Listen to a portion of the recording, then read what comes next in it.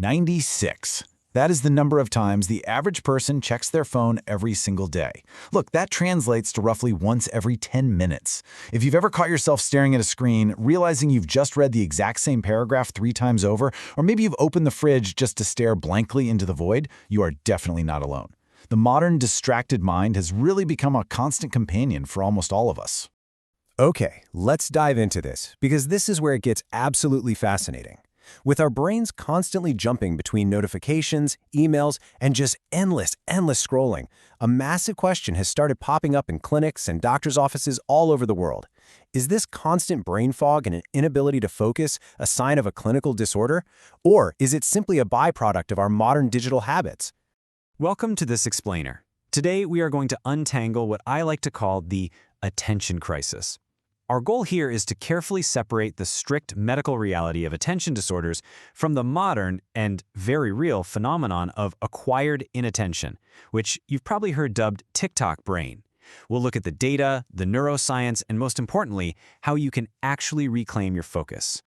Here is our roadmap for today. We're going to cover 1. The modern attention crisis. 2. Decoding executive dysfunction. 3. What is clinical ADHD? 4. The TikTok brain effect. 5. ADHD versus acquired inattention. And finally, 6. Strategies to reclaim focus. All right, let's get started. Part 2. Decoding executive dysfunction, the brain's manager. So before we can even talk about attention disorders or digital distractions, we really have to understand the biological root of focus. And that whole shebang happens right in the prefrontal cortex, which basically acts as your brain's executive manager. When this manager gets overwhelmed or impaired, we see what's called executive dysfunction. This is a disruption to the cognitive processes that regulate, control, and manage your goal-directed actions. People experiencing this face profound difficulties in planning and organizing. They also struggle heavily with something called set shifting, which is just the fancy cognitive term for dynamically changing your focus based on changing goals. Actually, think of it like trying to shift gears in a manual car. Going from a highly stimulating task, like watching a fast-paced video, to a low-stimulation task, like writing a work email, can feel physically impossible. Part 3. What is clinical ADHD? The medical reality. And this brilliantly illustrates why it is absolutely crucial to understand that clinical ADHD is a highly specific, permanent neurodevelopmental disorder. It is not just an occasional distraction or having a bad day where you can't stop scrolling. Our understanding of this condition has evolved over more than a century. We can actually trace clinical observations all the way back to 1902 with Still's lectures, which described children who showed little inhibitory volition. By 1968, the DSM-2 labeled it hyperkinetic reaction. Then, in 1980, the focus shifted over to sustained attention, bringing us ADD. And finally, in 2013, the DSM-5 gave us the refined criteria for ADHD that clinicians use today. So you see, it's a condition deeply rooted in medical history, not some recent internet trend. And the DSM-5 criteria? They are incredibly strict. For a clinical diagnosis, symptoms must have been present prior to age 12. They also have to be problematic in 2 or more settings, meaning if you only struggle to focus at work but absolutely nowhere else, well, that's not ADHD. Crucially, it must meaningfully interfere with daily life functioning. Now, in adults, this dysfunction is primarily associated with chronic task incompletion, actions a person fully intended to complete but simply couldn't. It's vital to note here, and with complete empathy, that these behaviors are not deliberate attempts to be lazy. They're the result of a brain architecture that simply cannot easily access directed attention. Now, you might be wondering, why do ADHD diagnoses seem to be skyrocketing right now? Well, part of it is actually due to a change in the medical manual itself. In the DSM-5, the symptom onset age threshold was raised from 7 years old up to 12 years old.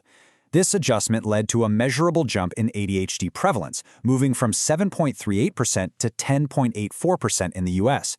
This change successfully identified a whole lot of people, especially older children and adults, who previously missed out on diagnosis and treatment simply because their symptoms weren't properly documented before they turned 7. Part 4. The TikTok brain effect, the digital reality. Okay, let's dramatically shift gears here and speed things up to match our modern digital environment. Modern technology has truly created the perfect storm for the distracted mind. Every single time an app pings or buzzes, your prefrontal cortex is forced into rapid task switching. This literally fatigues the brain and leaves behind what neuroscientists call attention residue. That's when a portion of your mental energy remains stuck on a previous interruption even after you try to go back to your original work. This is exactly why getting started on an important task feels increasingly, frustratingly difficult with every single notification you receive. The algorithms behind platforms like TikTok are explicitly engineered to hijack the variable reward effect. You keep scrolling because your brain is chasing an unpredictable hit of dopamine. Dr. Sylvia Baker, a consultant psychiatrist, sums up the functional impact perfectly. She says, cognitive control networks are actively suppressed whilst reward networks remain highly activated. Think about what that actually means for a second. Your brain is essentially being flooded with pleasure chemicals, while the exact networks responsible for self-control and sustained attention are actively being shut down. Part 5. ADHD vs. Acquired inattention. The core contrast. All right, let's slow down a bit here. With this massive flood of digital distraction, we absolutely need to clearly set the boundaries between the clinical reality of ADHD and the behavioral consequences of short-form media. We're seeing a huge rise in what researchers call acquired inattention or digital brain fog.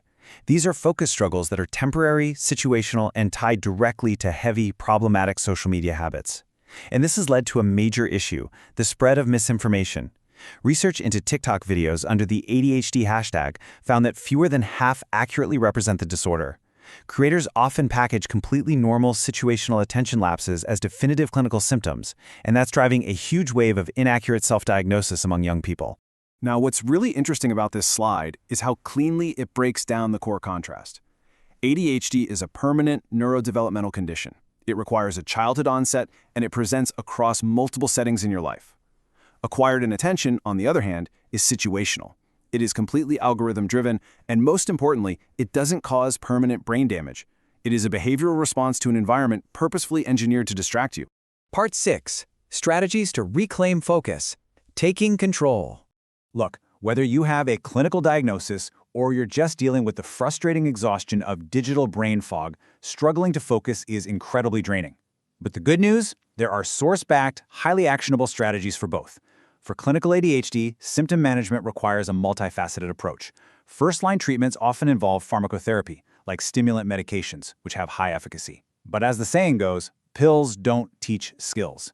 Step 2 is social scaffolding. This is collaborative teamwork with family, friends, or coaches to manage daily life. Now, adults with ADHD sometimes resist this because they feel infantilized, but structured teamwork is profoundly effective. Finally, cognitive behavioral therapy helps in building long-term compensation strategies to manage that executive dysfunction we talked about earlier. So the crucial point is this. If you are suffering from acquired inattention, the effects are largely reversible. You can actually restore your focus. Mindfulness training can measurably improve working memory. Implementing a digital detox, even for just one single week, and setting firm boundaries around when you use apps can dramatically restore your attention and your sleep quality. Physical activity, particularly outdoors, naturally enhances attention spans. And finally, practicing replacement behaviors, like reading a book or engaging in a hands-on hobby, actively rebuild your brain's capacity for sustained focus. The modern world is quite literally engineered to distract us, and the neuroscience shows exactly how vulnerable our attention really is. But armed with the knowledge of how your prefrontal cortex actually works, you have the power to make a change today. So, I'll leave you with this. Will you let the algorithm dictate your focus, or will you take it back?